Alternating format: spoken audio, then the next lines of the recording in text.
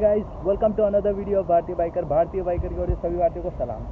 So guys, आज का video होने वाला है इंटरसेप्टर 650 के बारे में। मेरे को बहुत टाइम से क्वेश्चंस आ रहे हैं कि बाइक कैसी है, कैसा परफॉर्म करती है। So I was thinking making an review on this bike. तो मैंने अराउंड 12,500 किलोमीटर कर दी है बाइक के ऊपर, and I thought this is the best time to give an review of this bike. So let's begin. So most of you guys might be thinking to buy this bike, or some of them might already have this bike, or few of them might be comparing this bike to some other bike. So I have divided this video into three parts, that is pros, cons and some additional points which will help the existing owners of this bike. So let's start. So guys, first thing which I want to talk about is the weight of this bike, and I must say it is a very heavy bike. This bike weighs around 205 kgs, so you can imagine how heavy this bike is. Now I would like to tell you one thing. Triumph Tiger also has a weight of 215 kg, so you can imagine it is almost equal to a Triumph Tiger. So this is a very heavy bike. Now additional to heavy weight, there is one more challenge. When the bike is in standstill condition, if I am trying to move the bike, you can see literally have to put in a lot of energy while pulling or pushing this bike. And added challenge are those foot pegs. So you can see those are hitting my legs, so that is a big challenge. So you can see these foot pegs are pretty much close to the engine case. So if you are putting your legs here, see how close you are to the engine case. So there are chances you might get a heat burn from the engine, as the engine heats a lot. The seat of this bike, it looks pretty amazing. It has got a very nice look and feel, but the challenge here is the cushion of this seat is very soft. So after a ride of 1 or 2 hours, you might start getting the pain in your bum. So that is one challenge. Now about the grip of the seat. Initially you will find it very difficult to have a grip on the seat. I would suggest an aftermarket seat which will be a little bit harder and which will give a proper grip for the rider as well as the pillion. As everyone knows that this bike is not that great for the pillion. You can see the seat and the positioning of these foot pegs are not that great, as it is very much close to each other. Every time the pillion sits on this bike, he or she is going to struggle. So there are few solutions for it. You can change the seat and increase the height of the seat, and there is one more thing which I have heard of, is an aftermarket thing which can change the position of this foot peg. So you can bring it somewhere here so that the pillion might have the leg position which is way more relaxed. So I would say the suspension is very soft. You might feel large bumps. You cannot expect the same comfort as of Himalayan, because it is not an adventure tourer bike. It's kind of a tourer bike, a scrambler kind of bike. So that is one challenge. You can just change the setting of the rear suspension to a bit stronger or harder, you might say, and I think it will solve a lot of issues.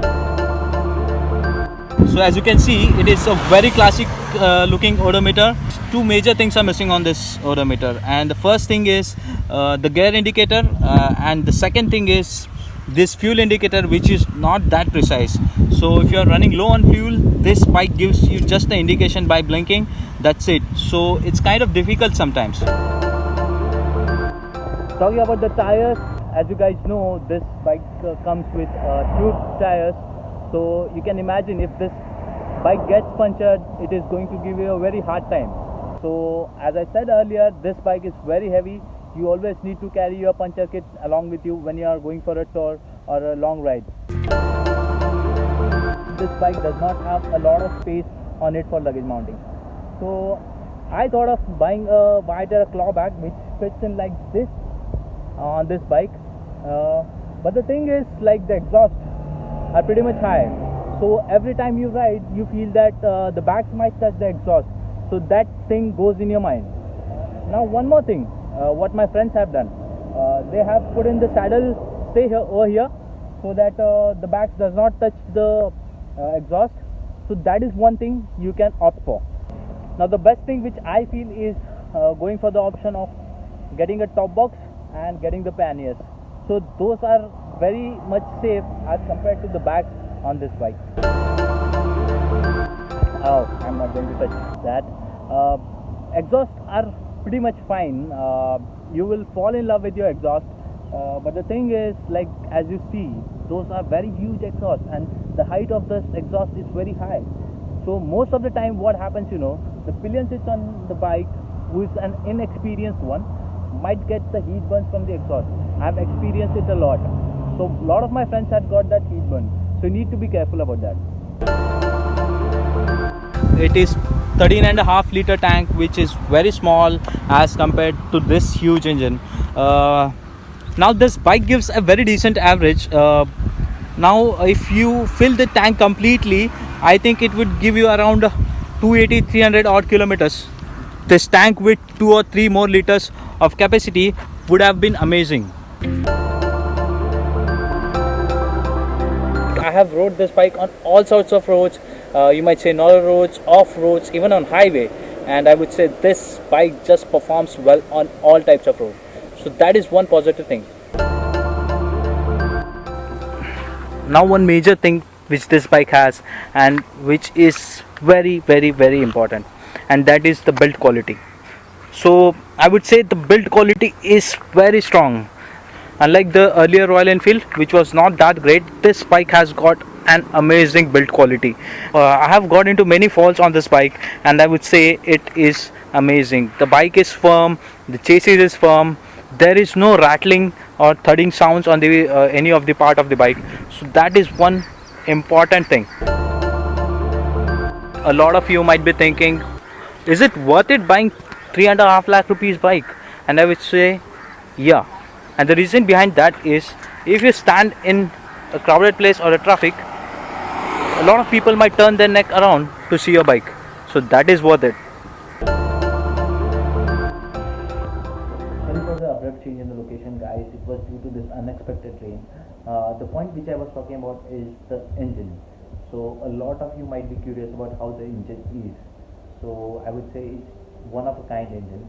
It's a 650cc engine, parallel wheel engine, producing a power of 47 PS at around 7,200 RPM. So which is pretty decent. You would get a 0 to 100 around 5 seconds, which is pretty much decent, I feel. I know those are pretty humongous exhaust, but then the sound of that exhaust is so nice and so soothing that you'll fall in love with that sound. A lot of bike require aftermarket exhaust for that nice sound, but in this bike I feel the stock exhaust is so amazing, so nice, that you won't be willing to change the exhaust. I would say the braking is pretty much trustworthy. The front brakes are very responsive, and even the rear brakes are pretty decent.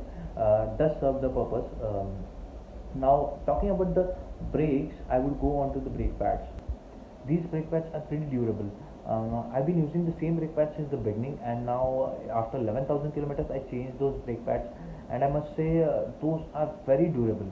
And the cost of this brake pad is around 2,500 rupees, I guess, which is very cheap as compared to the use of it. I would say it is a pretty decent average you can get on a 600cc bike.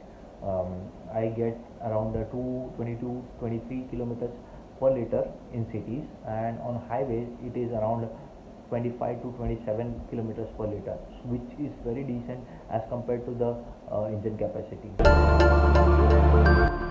Tires are pretty decent. I haven't rode much on the stock tires, because as soon as I did 2000 kilometers I switched the tires.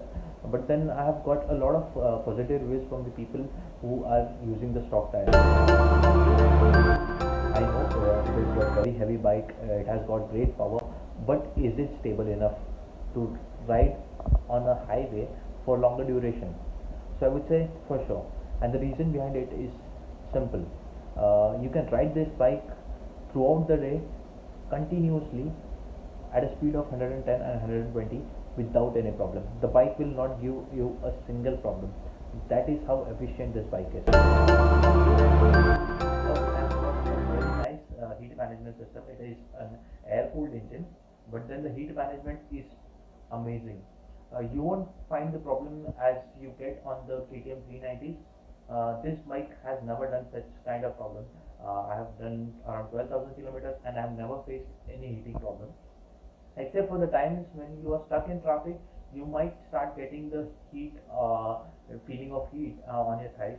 So that is pretty much acceptable because it is a very huge engine and it is obvious that it is going to produce heat and dissipate the heat, and you might sometimes feel the heat, but it's not a big problem. You might be curious to know, is it pocket friendly bike or is it very expensive bike? So I would say it is a pocket friendly bike, and the reason behind that is I have done around 12,000 kilometers, in which I have done three free servicings, and one paid servicing. I'm going to tell about the paid servicing in detail. Now I'll talk about the parts. Okay, the spare parts are pretty much cheap as compared to other bikes. If you compare this bike with any 600cc bike, you will get the spare parts in starting from few $100. So this is the difference maker. Now talking about the paid servicing, I did around 7-8,000 kilometers ride Mumbai, Himachal Pradesh and back to Mumbai. At that point of time, it cost me around 8,000 rupees. Now in this 8,000 rupees, I changed my oil. I put in synthetic oil. I changed my brake pads, and a lot of small things were replaced. The parts which were wore off during this ride. Now this 8,000 feels very much legit to me because riding for around 12,000 kilometers and just costing 8,000 rupees for a 650cc bike, it feels like it is worth it. It is 3 lakh rupee bike. The base model is 3 lakh and the top end goes to around 3 lakh 40,000, which is the chrome edition. I'm talking about the road price, on-road price. Now as you compare this pricing with the other brands, let's say you compare it with Kawasaki or Honda, a 300cc bike in Kawasaki or other brand costs you around 3 to 4 lakh rupees, and if you go for 600 or 650cc bike, you will go into the range of 7 to 9 lakh rupees, which is 3 times greater than what this bike costs you. Now other thing is, you compare the premium quality of other bikes with this bike, which is not fair, I feel. This bike, as per the price which is been set for this bike, I feel the quality is pretty decent. Now talking about one more thing, let's say there is a very good competitor for this bike. As you know, in market right now, KTM 390 is the closest competitor to this bike. Okay. Now KTM 390 is very great in the performance. I'm not going to compare Interceptor 650 with the performance of KTM 390. It has got very good performance, but when it comes to the maintenance thing, Interceptor 650 is way much better than KTM 390, even on the reliability terms. The major point which needs to be considered is the service network. Now you know Royal Enfield has got the biggest service network in India. You can compare this brand with many other premium brands, let's say Kawasaki, Honda, Triumph, KTM, any brand you take. Royal Enfield has got the biggest service network. You can go to any remote place and you might find a service station of Royal Enfield. Even the local garages or the local mechanics might find a solution to your problem. Which might help you guys. So first thing which I'm going to talk about is the handlebar. Okay, the handlebar is pretty nice, nimble. You'll love it. It gives you a very aggressive position wherein you will love to rev the bike. But then the problem is when you go for long rides, you might start getting that pain on your shoulders, on your back. So that is one major problem. In that case, you might require an upgrade of the handlebar. I would say handlebar with handlebar raisers, or and change in the handlebar wherein you tilt the handlebar towards yourself, which will solve the problem. I have changed my handlebar to AOM's handlebar. I'll tell about my handlebar in the description box. If you want to check, you can check that also. This bike does not have any kind of protection, so there are chances of your oil seal getting damaged.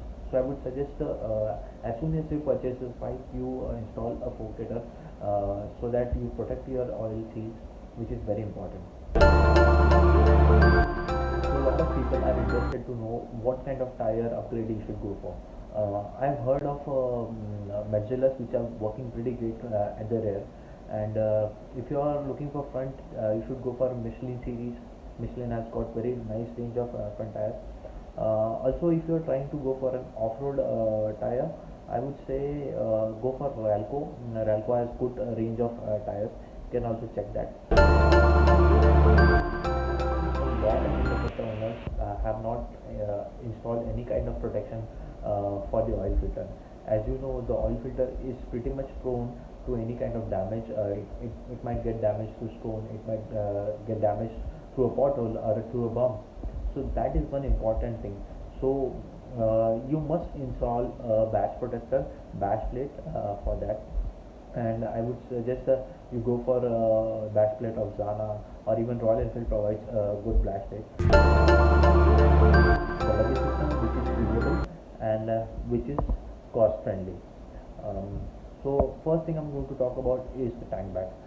So there were a lot of controversies regarding the magnetic tank bag on Interceptor 650.